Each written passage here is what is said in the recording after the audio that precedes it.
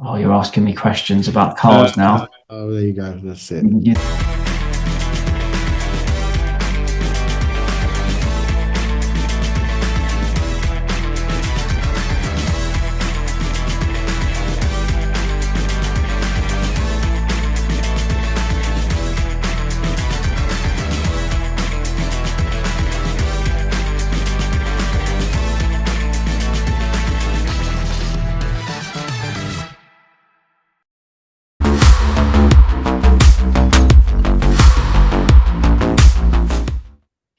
So I cannot tell you how excited I am about this one. Simon Rudd is no ordinary racing driver, but we'll get into that in a minute. But we worked together for a while. I was hung around the pit and cheering him on with his dad and the rest of the family. Simon, welcome to the show. It's great to have you here. And look, in honor of you, I've got my Simon Rudd on. yeah, I'm glad you still got it because that's going to be a good, what, This 10 will years old? this will be worth money one day. That's it. We'll both sign it, shall we? Yeah, I should say. So listen, it's great to have you on the show. We were just saying it's been a while, hasn't it? I think it was pre-COVID, probably 2018, 19, I think when I kind of last hung around, but we did hang around for a few years.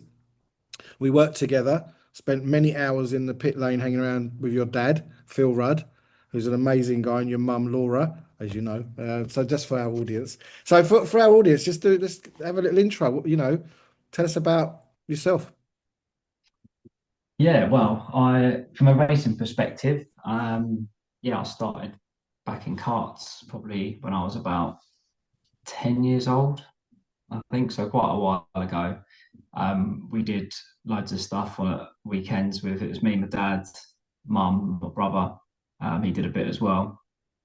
Um, so yeah, we did loads of karting stuff. We were quite successful in that. We did some Le Mans endurance karting as well. The 24-hour stuff, which we won 3 times, which was Yeah. really, really good fun. That was, I think you're being quite modest as well. I mean, there's a world record in there as well, isn't there? yeah, yeah. So the team that we did the 24 hours of Le Mans with, we did a world record back in, I want to say 2007, I think it This was was. this was how far you could go in the 24 hours, and it was at Le Mans, was it? Yeah, yeah, that's it. So we got a car and we got engines and a team together, and we went up to Middlesbrough, and yeah, we basically just started at, it would have been midday, I think, so midday till midday, just how far And how you many? can How do many? it. I mean, in Le Mans, they have what, four drivers? I mean, how many drivers would you have had? In Le Mans, we had three, Uh-huh. and then for the world record, we had four. Okay. Um, and yeah, so we did that for 24 hours. We managed to break the record at 4 o'clock in the morning. So we managed to, from 4 till 12, we managed And they to keep it. build up on Yeah. on you know trying to stop people beating it. So a few people have tried it, I think, and not beaten it, which is good. So the record Um, still stands. I didn't know that. Still I knew stands. you had a world record, but I didn't know it was still current. Yeah, Wow. yeah, So, still folks, look, stands. world record holders here on the show. Amazing. But I mean, look, I mean, I've been a passionate motorsport as far as I can remember. And I think I'd say, well, no, I'd say it wasn't as far as I can remember. I always liked it. And then I started working with a car dealer called Yash Beer Randauer. I haven't spoken to him. I was about 19, and he was he used to be a roadie in the motorsport world. So he used to drive the trucks that brought the teams around the world. And he was absolutely obsessed with Ayrton Senna. And he introduced me to Ayrton Senna, and I was smitten. And we used to go down to Silverstone for track. I mean, I don't know if you can do this now. We'd go for a tyre testing day and go all the way into the pit. We'd walk in and out. I was this far from Ayrton Senna and Mansell and all the greats of the time. And then it was a passion. And then I met Graham, who was one of your adversaries. And then Graham was racing in the Oh, Volkswagen yeah, Cup, and he was a friend yeah. of mine. We used to share a car together. We shared a Renault R26. I know, by the way, he doesn't know anything about cars. But we shared a Renault. Right, And then we came yeah, to Volkswagen Cup, and you were there at Team Hard. yeah, yeah. So I think after the karting and after the world record and everything, we did some single seater stuff, 2 or 3 rounds in. At the time, it was called Formula Four.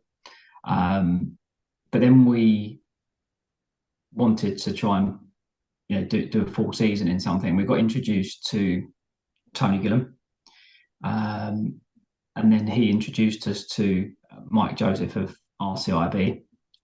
We basically sat around the table with Tony. We went, look, this is how much we've got to start with. And then we just and that was 2013, I think. Oh wow. Yeah. Um, so we started off with a bit of money to go racing, and then what are we 13 years later, we're still going.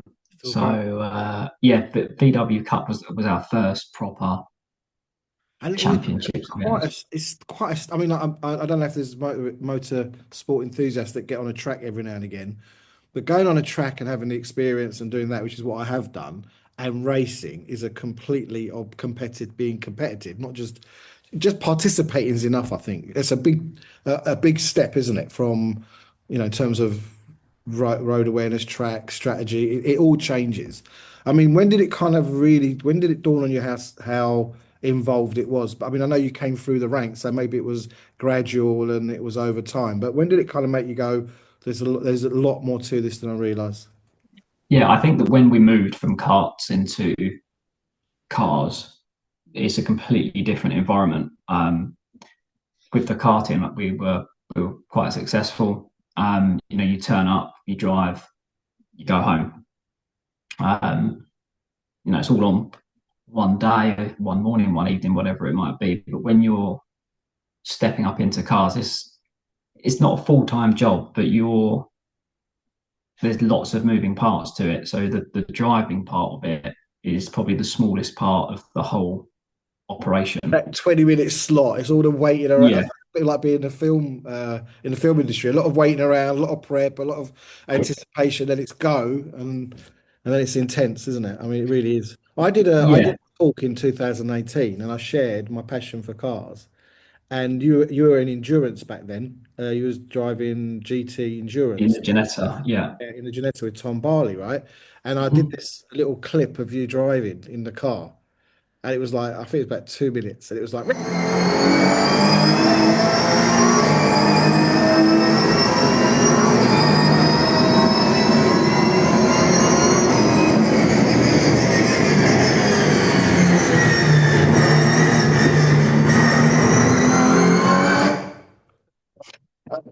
Right, I played it for me. I said, could you imagine like 4 hours of that? I Whatever it was I back then. think I think I saw that. I think I saw a clip of that talk that you did actually, because now you've mentioned it. Um, but like the VW stuff was really good fun. Like it got us in to race. It was a competitive championship at the time. Yeah, you had like a So grid of like 30 odd cars, wasn't it? Even though yeah, it was a big grid. There were some good drivers on there. It was one of the um, well recognised ones in UK motorsport at the time. And like, we did all right, and then we got a few podiums, but we then moved into the Janettas, I think, in 2016. So that was with Tom. yeah, but I want to roll Uh, back a bit because the way I that tell this was, is you when we met, I was like I said, I was there with Graham supporting Graham. Got to know your dad and a couple of other there's like dads and sons. It's that kind of a gig, isn't it? yeah, It's a great way to do this, and your mum as well, not to forget her yeah. contribution, Don't forget, Mum. which is incredible. And I just saw you was having a really hard time of it. And you were kind of like you didn't look happy, you were DNFing and you were did not finish, and you were kind of having like you were lucky to break 20, weren't you, back then? You was like 19, 20 something. And I said to your dad, do you think you'd be open to some coaching? And your dad's quite deadpan, isn't he? He's he, he, Yeah, couldn't do much worse, could he? Or something like that. yeah, When he all serious, he said, "Yeah, we're open to it."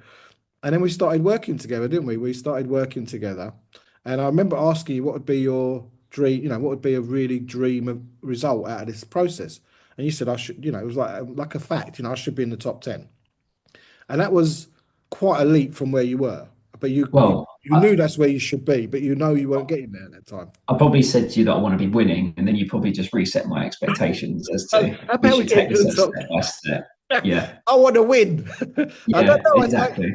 Yeah, I think it was like it was, but it wasn't like pie in the sky. It was you really kind of got that you weren't. There was something off, and you knew you had to. How was that? One of the things I tell people when I'm sharing, when I'm working with them is what was it like before? What happened during, and how is it now? And at that time, I just remember it wasn't much fun for you. It was like didn't look So like. yeah, I was a lot younger at the time. So you look back at it now and you think, like I did enjoy it.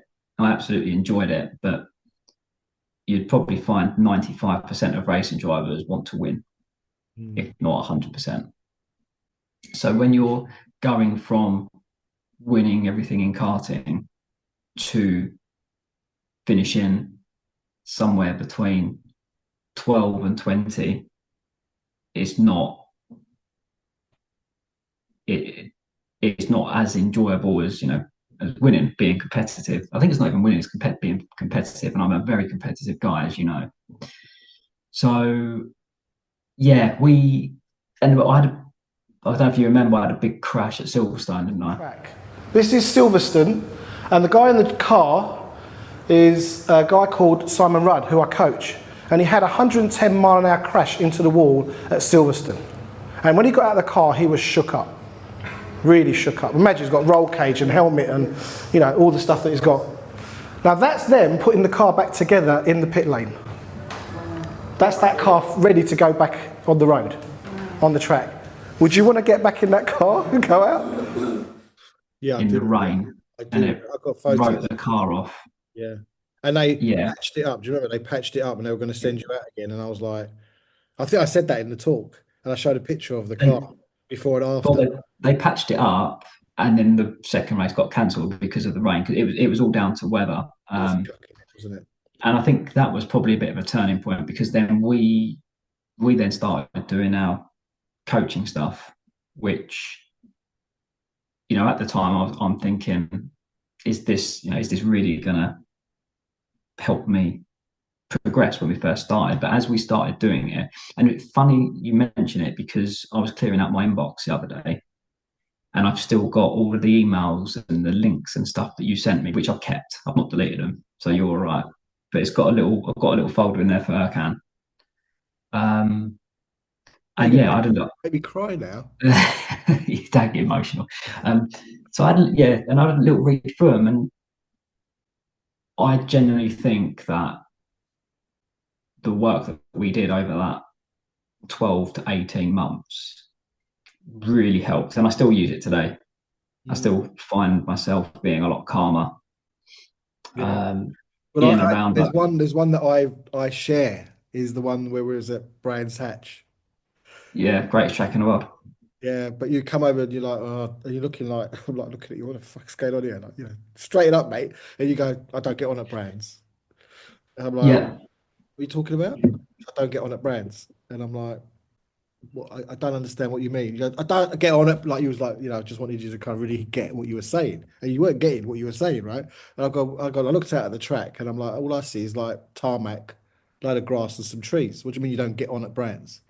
And then, part of the work, and one of the reasons I'm doing these podcasts is to demonstrate how it works. How it starts. Because if I've got to teach you how to drive a car, you're in more trouble than that's not I've why been your I go driver. in and tell people how to run, do what they do in their business. I don't make them better accountants or better developers or whatever it is they do. It's them that the work works on, right? And here you are inside this story that says I don't get on here, and I can't remember where that got set, but somewhere in your past there's this decision or this narrative that says I don't get on at Brands, and then you operate inside that narrative, and then I said to you, well, how can we reframe it? And there was this thing about I remember saying to you, you're doing something that's really amazing. You're getting to do something that most people never get to do. They dream of doing it, and you're living it. And here you are. You're not honouring the occasion. And I think I gave you quite a kick in that day, and beautifully done. I wasn't like horrible to you, of course, because that's why we're still talking. But it was like it was I was battering the narrative, not you. Let's make that clear. It wasn't you I was attacking destroying and nebulizing or decimating the story that had you gripped inside that I don't get on at brands. And then we created this new narrative, didn't we? We started speculating, how can we reframe the narrative? And then it came up with best track in the world. And it was about, I think it was, for me, the way I understand it, I'd love your view of it, is it was let's honor the occasion. Wherever we are, we're here, and wherever we are is the best track in the world. And it was that kind of mindset. I mean, is that how you remember it? Is that how you kind of best track in the world? Because it was a bit of a, what was it, Jeremy Clarkson line, wasn't it? Best. There's two things that stick out from when we were chatting. So that's one of them. And that really helped in the short term, in that this is the best track in the world. And we use that in every race. You'd say to me, it's the best track in the world. And I think that it helped in terms of like being able to appreciate what I'm doing. And this is one thing that I tell, and I've said to others before who a bit younger than I am, but are teammates and things like that. But like, there's all these people watching you on the track, and every single one of them would swap places with you in a heartbeat. Every single one of them. They'd all love to be doing what you're doing, but they've come here to watch. And like, just appreciate it. You know what? It's not the end of everything. It's not everything. That's racing. You're going to have your highs and your lows. But the best track in the world thing, definitely helped in that short term. And then the other thing that sticks out is the analogy. I don't know if it's an analogy or whatever it's called. But you said to me something along the lines of, like, why do you get angry? Like, what makes you, like, what triggers you? Like, if you're driving down the road and someone cuts you up and you start effing and blinding and bibbing at them and getting all angry, like, what does it achieve? It only aggravates you more than it aggravates them, and you're only affecting you. And that's one thing that I still use today, 100%. Yeah, that was a big thing for me, that one. That was it, big thing, because you're reframing your experience, aren't you? You're reframing your experience to empower you, and that's the whole point. And I But think it was more like, if something happens on track, if someone nudges you or whatever it might be, the way that you should react is just, okay, fine, all right, you do that, but I'll do it the right way, or I'm not going to get flustered by it or angry, because it's only going to affect my drive. If I get angry, I'm only going to go slower. Yeah. So that, after 10 years or whatever it is, mate, that one still hangs about with me. And I use it on the road as well. I use it on the road. Like, if G's driving and she gets cut up, and then, she gets, I'm like, why don't get angry? It's all right. And it makes her more angry. But yeah, of course, because you're telling her. Yeah. That's what I mean. I've had that for years. People say, it's funny, you come along and tell them what we've been telling them for years, and they listen to you. I goes, yeah, because I'm not you. It's like when it's someone else from the outside, it can be heard. But I remember from there on, that season, you finished at Donington you started the last race of the year on pole. Yes. Let me just put that. I know you're the racing driver, but let me explain for people who are not into racing or don't really get what that means. Going from 19, 20 DNFs to pole in one season is a very dramatic. It's not something that, it's a big deal, And I don't think, and I share this with my clients. I don't think I've seen any other environment where your performance is measured to the 10th of a second or 100th of a second. Yeah.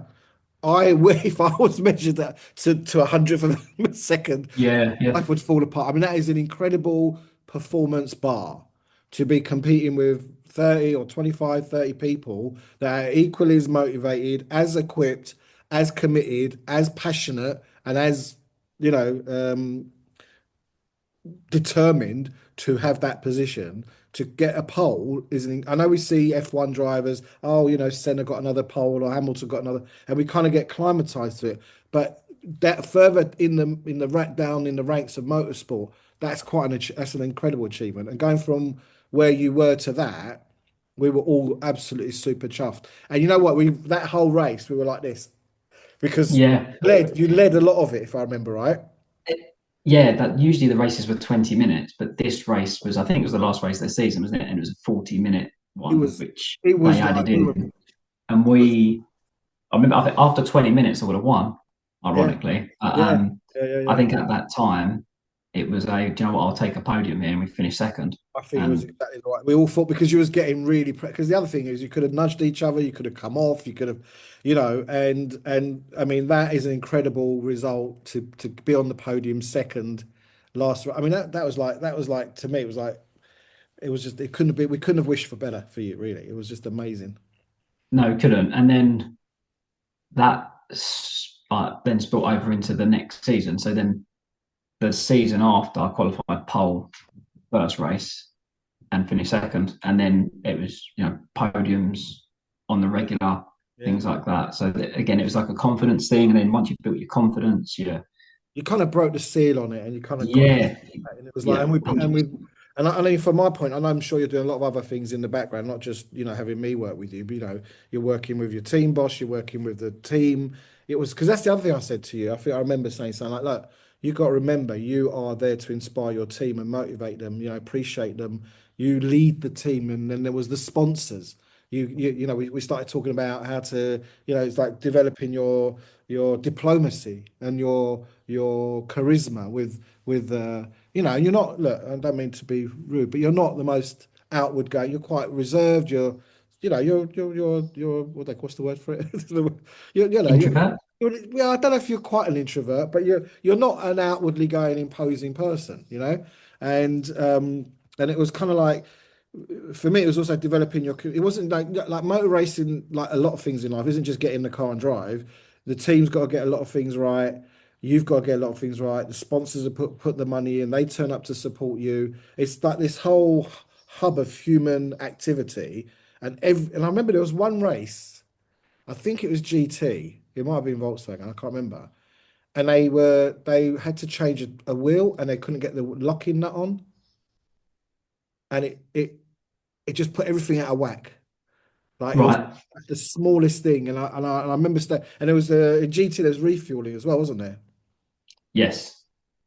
Which is you see it on you see it on telly refueling, but it's quite a dangerous thing. It can it's perilous. You're dealing with live fuel, hot exhaust pipes, human error, and there's all these things like driver changes. I remember you and Tom when you do the driver changes, and I'd look at you, I think, God, they look so cool, but I bet inside you're like, you know, I don't know. I don't know what you're like. I don't think I've asked you that question, but it's like holding your nerve over, like you said, it's like they didn't cut you up. It's like letting that trigger go, like going against your intuitive responses or reactions, would be more accurate, and having a more clear response over your performance. And I don't think there's anywhere more where it can be demonstrated how working on yourself can develop your performance uh, capabilities. Yeah. And like going back to your point around like dealing with sponsors and partners and stuff like that, a lot of it was done by dad initially. But I like to think that like these days I sort of do the majority of it like myself. So I've got loads of sponsors that have stayed with us for years. We've got new sponsors. GRD, like my main sponsor at the moment, the team that we race for now is called Team GRD, and they've been with me since COVID. Wow, And yeah, I probably speak to Darren more than I speak to Gina at the moment.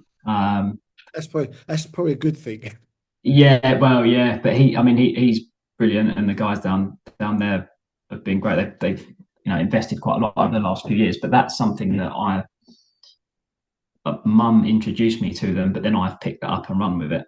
Mm. Whereas previously, like with a lot of the other ones, like dad would have run with them now. So yeah, I think that's definitely helped, and that's a confidence thing. Yeah, definitely. Um, Also, we did this. I don't know if you remember, we did disc reports as well, which is yeah, a communication and personality profiling tool. So it's kind of like tuning you into your strengths, developing some of the, shoring up some of your skill sets. And for me, if I remember right, during that period, you went on to get promoted at work. Then you left and went to another company. Then you got engaged. Then you got married. Then you got a dog. Your Yeah, of course. yeah, your life.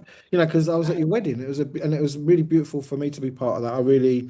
And I think your dad says this, and Laura says it's like we're part. It's like being part of Simon Rudd Racing is being part of a family, and it is a family. I mean, it's the nucleus of it is you, your mum and dad, and then Matt comes and messes things up. He'll like that. He messes it up, doesn't he? Yeah, but he's Messes also everything up. it's as well. Sometimes we Yeah, love him. I haven't spoken to Matt in ages. I did love that guy, and and then like I don't know, there was like some of the other sponsors, like I can't remember Steve's surname, Steve. Richards. Yeah, Steve Richards, and then there was other sponsors and other kind of people that were vested interests in your success, and then being there on the side, you know cheering you on, and supporting, because there's a lot of, like you said, there's a lot of time where you're not racing, isn't it? When you're doing a week. There is like you're there for a day or 2 days, and then the racing is a small part of that. I think over those years, just sort of thinking about it now, it's also that mental capacity. So when we're starting out, we've got people in the Simon Rudd Racing family bubble all doing different parts, and I'm mainly focusing on the driving. But now, as it's evolved, as I've probably matured, as like my mental capacity on stuff of like, okay, well the driving's good now, like, we can drive, that's fine. So it's okay. Well, what can we do? Do we keep building on that? We obviously did the stuff with you. I then got more involved in the sponsors, more involved in the organising, more involved in the team, and then that all sort of just builds up. So now I feel like we're a much more rounded product. And I'd say like, today then I could pick up and run with it. So it's all those building blocks that we've done over sort of the last 10 years. This is something that I've been saying to people, and I just had a client write a review for me. It was actually beautiful. I mean, again, I don't know. I'm not crying all the time, but I cry now and again. I get very emotional because it's life changing, isn't it? It's life changing, and people have a view of their life or the world, and it's pretty much, as Socrates says, is unexamined. And then we examine it, and then we break it down and dissolve it, and then we create a new narrative, and that one changes the future, and it does forever. And then when you look back at your life, I mean, I've had this experience for myself because I've done the work for 30 years. So I know it's not, you can't do it to other people and not have it be, present for you as well. You've taken control of your destiny, and it's not just it's like when we work with people in their businesses, if it affects your communication, that'll support your marriage and your relationships and your friendships and and I think motorsport at its best is like everything. It's about relationships. It's about loyalty. It's about shared values. And generally, we're not taught this stuff at school. You kind of have to, you kind of got to pick, like getting the best out of your team, getting the best out of the people you work with. It's all in leadership, communication. Yeah, I think it's about the people you surround yourself with as well. Mm. If you surround yourself with good people that want you to do well, people that are supportive, and if you're supportive back, you want other people to do well, things like that, then it only benefits you. And I like to think that I've got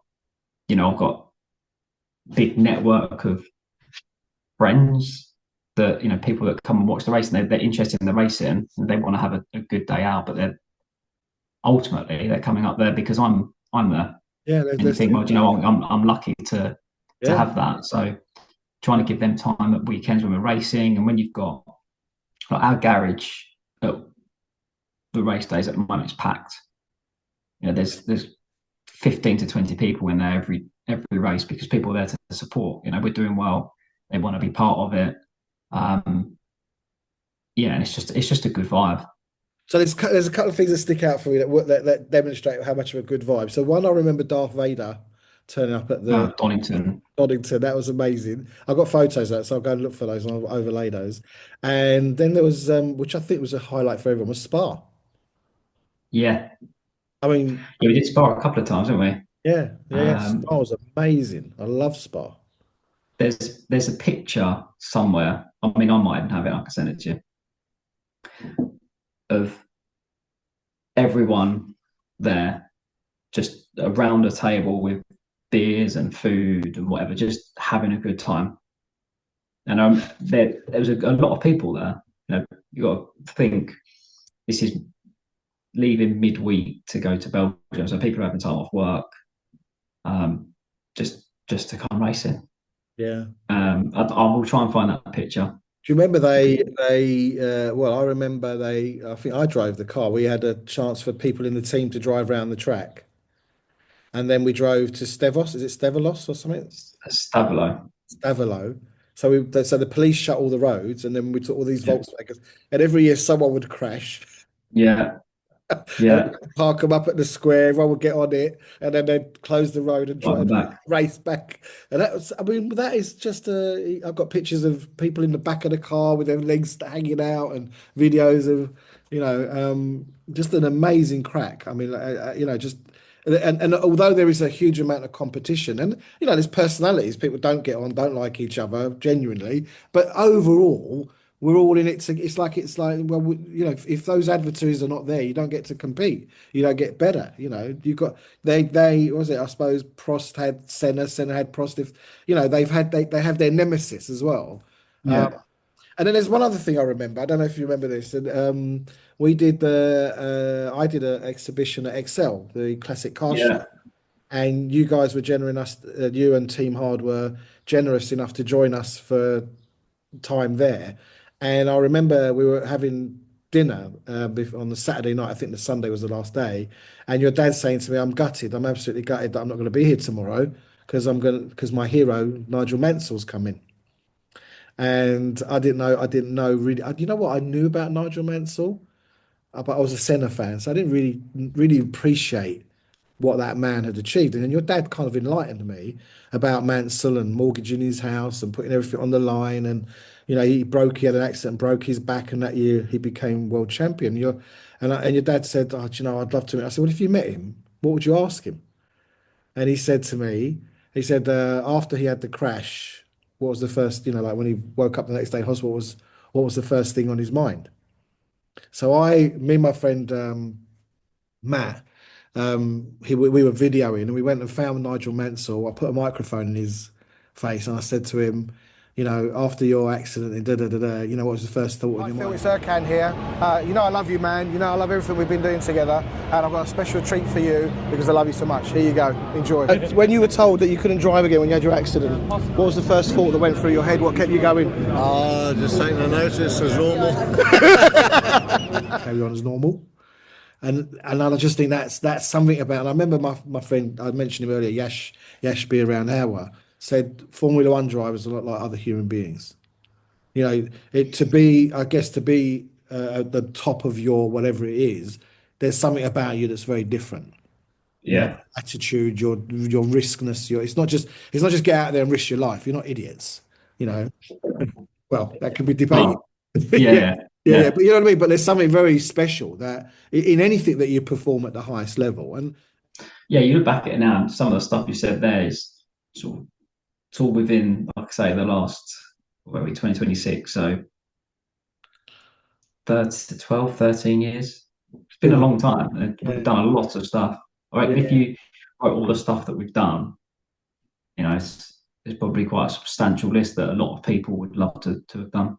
Do you know, I've got to say, your mum, I mean, I went for a bit of a bad patch at one point. I disappeared for a few months and I wasn't around. And I turned up and your mum goes, "Where have you been?" I said, "Oh, I've been having a bit of a hard time." She goes, "Oh, you silly banana, come here." She gave me a huddle and she said, "Don't stay away when you're having a hard time, come." And it was like beautiful, like it was a tender, loving, human moment. And I think that always came through when I hung out with you, your dad, your mum, Matt, not so much because there's just something wrong with him, the guy. Yeah, that's No, it. mate, I love you, mate. I love you. I miss our beers together, definitely. But it was, Matt's definitely the one to go for beers with over me. yeah, I know. After the racing's done, I used to go and hang out with him. I was like, I'm hang out with Yeah, Simon. that's it. Yeah, don't need me anymore. And obviously it's the Fun Cup now, is it? I'll be honest, I'm not up to date. It's the Fun Cup, which is looks like a Beetle, but it's not obviously not a Beetle, is it? Or is it? No, it's a single seater chassis, so it's a race car. It's not a converted road car or anything like that. It's a race built race car, a single seater, and it's got a beetle shaped shell that just sits over the top, and it's designed to make the racing really close because it's got the aerodynamics of a brick. So you could be 1 or 2 seconds faster than the person in front of you, but then if you overtake them, they can stick with you They because can- the aero And that makes just it a lot of position change. makes yeah, and the races range from 1 hour to 4 hours. There's Wow. mandatory pit stops. There's refueling. It's really good fun actually. We really enjoy it, and we've won the championship the last 2 years, so we're Okay. obviously doing something right Yeah, on it. well done. Congratulations. I didn't know, you know what? I'm so out of date with what you guys have been doing. Um, uh, Anything else you'd like to share? Because we're getting close to our time, and I know you got what are you doing for a living now? I mean, I just I'm I'm still working in IT. yeah. That's probably the easiest, most simplest way to say it. Yeah, I work in. I can't fix computers or anything like that, but um, yeah, But that's working. what IT departments are famous for, aren't they? Not Yeah, fixing. just switch it off and switch it back on again. I know you've heard I, that. it's a bit more hands off in terms of actually dealing with the stuff, but it's more Mm. um, What management? architecture and consulting and things like that. And how's So married life treating you? good. Yeah, we've got 2 children now. We've got a dog. We moved house at the end of last year. Fantastic. So yeah, just cracking on with life as well. That's fantastic, mate. I'm It's so all chuffed going for on. you. I'm chuffed for you. Listen, I've got no plans to be in the UK anytime soon, but next time I'm there, I'll give you a heads up and we'll meet up for a beer and a curry or something. Be nice to see Yeah, you. we'll try and work it when there's a race. Yeah. Also, even look, if you fancy a little visit over here, come and join I us. need to. I Come. think so. I think maybe you need a coaching session, maybe a one-on-one intensive. Maybe that's it. Yeah, I'll get the expenses through the racing. You can get here quite cheap, you know. You can fly to Larnaca, I'll pick you up, do a couple of days. Lana, we went there a couple of years ago, actually. Yeah, very easy. Yeah, Larnaca's lovely. about 45, 50 minutes away. So Yeah, friends come, they come with a little light bag, they come stay, and I'll take you to this beach here, and we're gonna have some fun. It'd be lovely to see you. But listen, send my regards to the family, please. Tell them how much they've been part of my experience, and I think they made the whole track racing motorsport thing something that I'd always dreamt of being part of, and I got to be part of it. And I want to say thank you to you, your dad, and of course Graham, who got me there in the first place. yeah. Well done, Graham. Yeah, I think that's it though. It's good to hear that because obviously I get to do the racing, but we want people just to be involved. It doesn't matter if you're a sponsor or fan, family, friends. If you want to be involved, you want to come down to a race, just come down to a race. We're very open. We get people in the garage. We've got TVs in the garage to watch the racing. People on the pit wall. We want people to be involved because at the end of the day, that's what it is. Everyone's just there for a bit of fun. End of What the I'll day. do is I'll put your details at the bottom of this video, if you can send them to me, and then we can anyone will get in touch with you can do that. So listen, if you're enjoying these videos and you're getting something from them, please share and subscribe. Give us some feedback. Let us know what you're enjoying. Let us know something you'd like us to talk about. Simon, I'd like to give you the last word, and then we'll say goodbye. I don't like having the last word. It's been good. It's been good to catch up, mate. It has been far too long. I'm glad that. Thanks for messaging. See if we want to do one of these, and absolutely don't be a stranger. If we want to do some more, Oh, then thank you. we can get. I can do some more. I can get potentially some other people, maybe some sponsors, some partners, I think some that'd be a great friends. idea. Yeah, let's keep that alive. So I've done a couple of part ones and part twos with people, so we could create a narrative. Obviously it's early in the season. I think have you had a couple of weekends already or not? I can't remember. Yeah, we've had the first. weekend in April. So we won that race, which was good. First round of the season. And then the next race is next weekend, Next week. 9th of May. So Wishing you all the best. Where's that? Snetterton. So it's a track I like. I love Best track in the world, one would say. Best track in the world, of course. And on that note, thanks, Simon. Really appreciate it.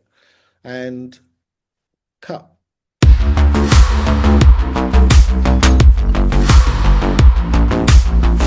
Okay, I'll stop this record. How do I stop it? Oh no. No, mate, they've changed all the software, and I'm like record settings, and they make everything like more. It's like there used to be a button to start it and a button to stop it. Now I'm looking for the button. Oh.